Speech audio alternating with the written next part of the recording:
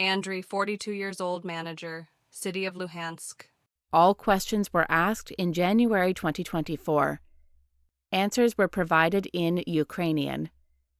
What was your summer like in 2014? What prompted you to leave or stay? Summer 2014, I spent in Luhansk, my hometown, engrossed in work, unaware of the dramatic events that would unfold soon. I was studying English and saving money for future trips that I dreamt about. Even then, I had firmly pro-Ukrainian views, shaped during my student years. I had friends in other cities of Ukraine. At the same time, I remained a Russian-speaking resident of Luhansk, understanding Ukrainian well, as we studied it from the second grade of elementary school. Therefore, when the boiling point was reached in early August 2014 and there was no possibility to stay in the city, I found out where the minibuses were heading towards Starobilsk, packed a suitcase with winter clothes and, aware of the risks, but without hesitation, set out on a journey with my mother to avoid returning. We reached Kyiv, where we celebrated Independence Day on August 24, 2014. Next was the city of Dnipro.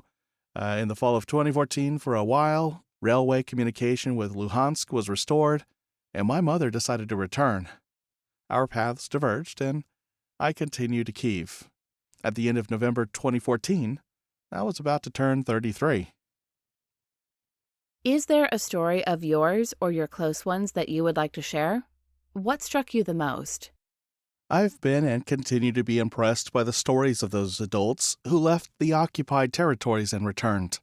They returned to a surreal world of blatant lies and post-Soviet and pro-Moscowian propaganda, singing praises to a 20-kopeck ice cream cone. A world where banks and postal services don't function, where there's no mobile internet, no quality goods or services. A criminal world where might makes right. I feel sorry for the children growing up there. Their mothers believe the words that their children won't be taken to serve. They fail to realize that it's the blood of these children that they will pay with for taking those dirty Moskowitsky passports into their hands, passports that are considered second-rate even in Moscovia, passports that only allow living and dying within their 30-kilometer exclusion zone. How did the year 2014 change your life? In October 2014, my new life began. It's that joke where only fate is laughing, a conscious and responsible life, when only I determine how I will live, what I will eat, where I will sleep. I can't say that this life is right, but there's nothing to be ashamed of. Over these years, I managed to find new friends and keep the old ones. I hope I lived these years with dignity. After all, I am writing these lines at the end of January 2024, and in my opinion, this proves that my life is not the worst possible. If you had the chance to go back to 2014, would you do something differently? If yes, what specifically? In my opinion, in 2014, I did everything right. Yes, I could have left a bit earlier, a bit safer.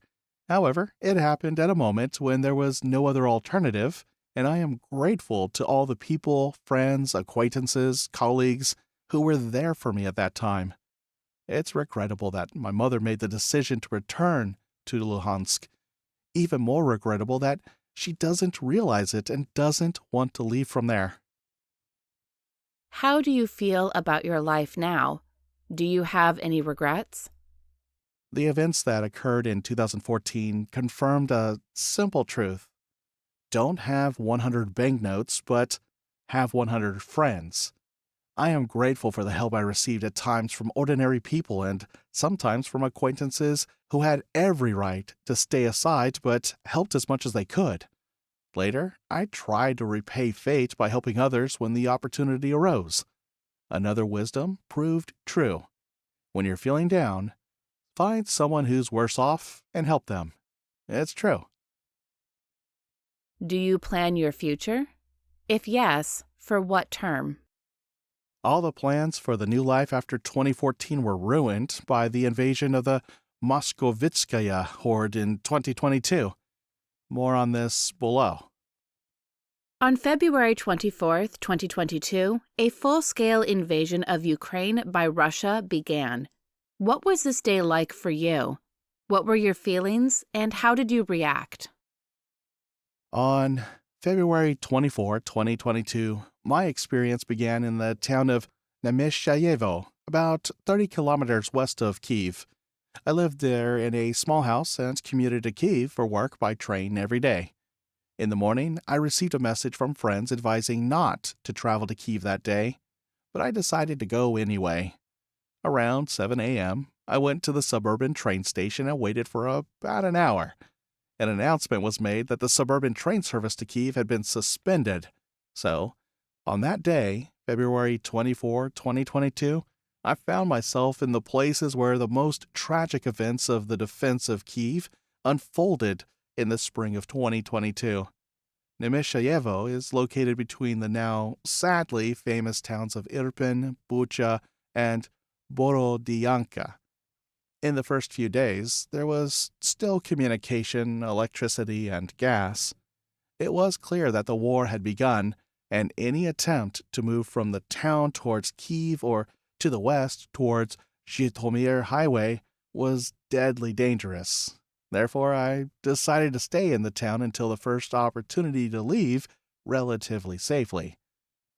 Unlike the locals, who often could not believe what they saw with their own eyes, because this cannot be, I already had personal experience escaping with a suitcase from the war in the summer of 2014, and had seen the burning fields of Luhansk. Gradually, communication, electricity, and natural gas disappeared. On March 9, people began to cook food on open fires. The civilized life of the past decades led to the fact that even in old houses with stove heating, the stoves had been dismantled. Subconsciously, people were not prepared and did not prepare for such a surge. The smartphone batteries were running out. The locals found solace in the local shelter where residents of several nearby streets could hide, communicate, recharge their phones, and flashlights.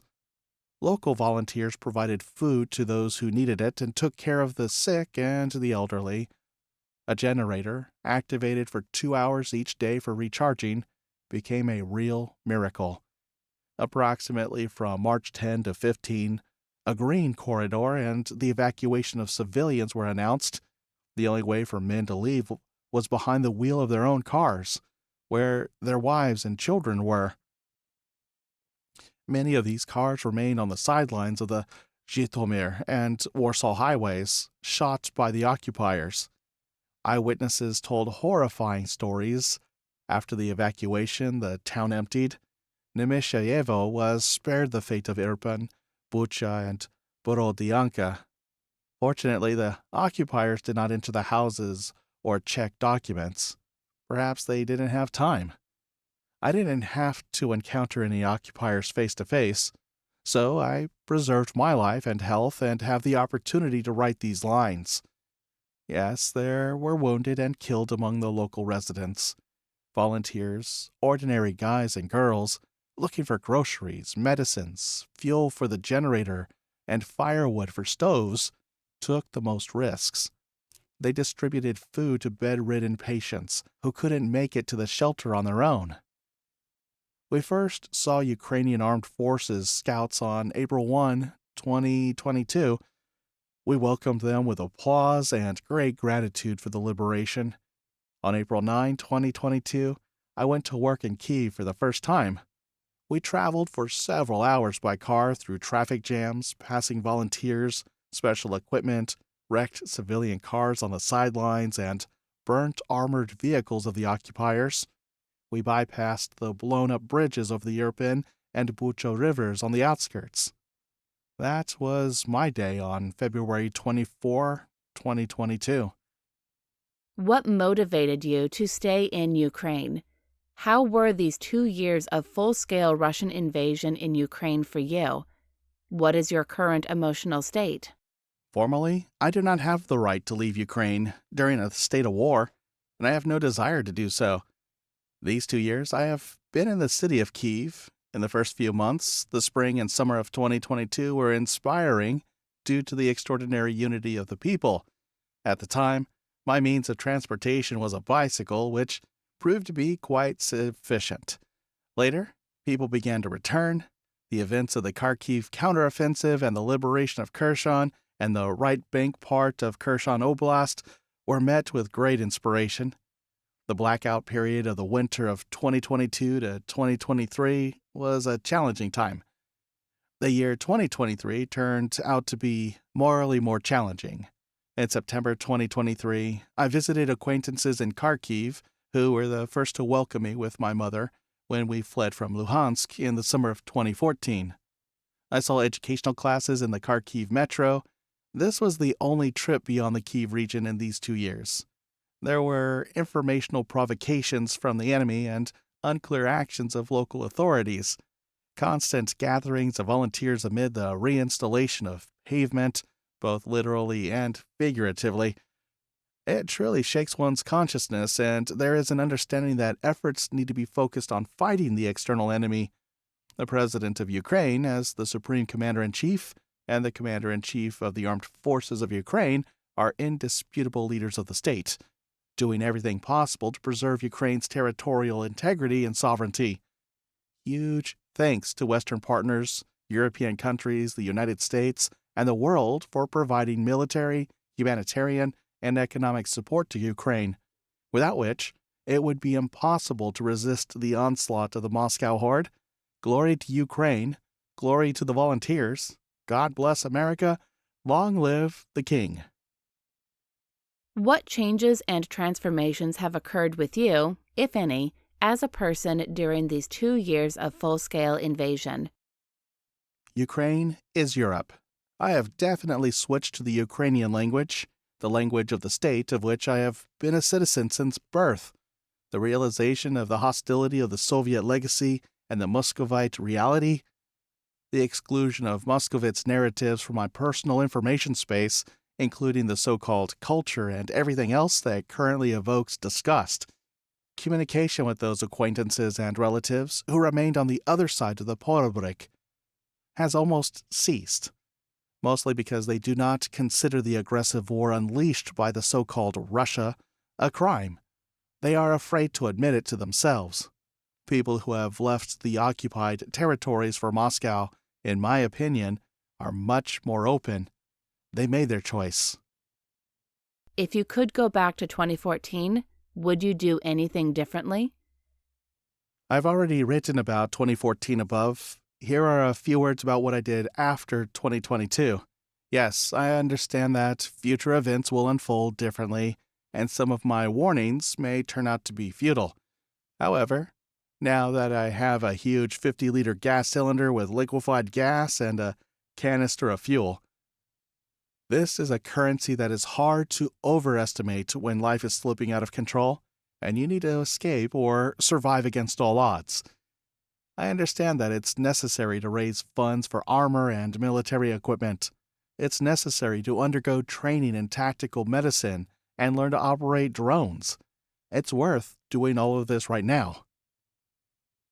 Do you plan your future? If yes, for what term? How do you envision the future of Ukraine?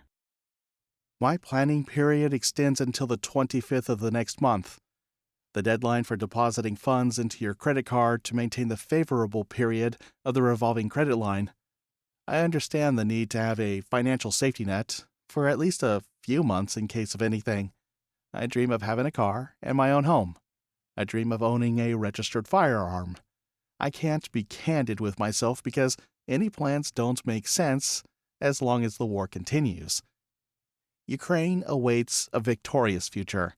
The next generations of Ukrainians will see it, and they won't have any doubts about who the real enemies are and who the friends of Ukraine are. Ukrainians who will remember alarms and rockets from childhood, who are currently studying in underground classrooms, who will receive a fully automatic rifle as a gift for their adulthood and will understand how to handle it and why it's necessary. It's worth living for this. At the time of recording this story, Andrii has joined the Ukrainian military.